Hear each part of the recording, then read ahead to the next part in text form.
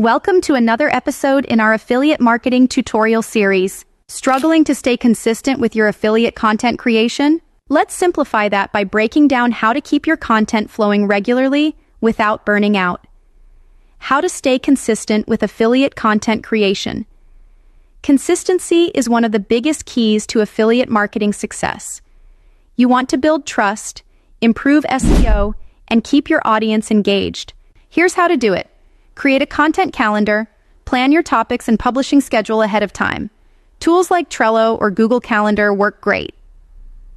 Set realistic goals. Don't aim for 10 posts a week if you can only manage 2. Quality beats quantity every time. Batch create content. Dedicate a few hours to create multiple pieces at once so you always have content ready to publish. Why this works?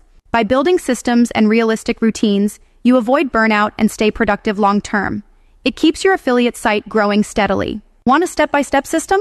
Head over to website.fm. It walks you through choosing topics, creating content, and building a profitable affiliate site from scratch. Link in description box below. If you found this helpful, hit like, follow for more affiliate marketing tips, and I'll catch you in the next video.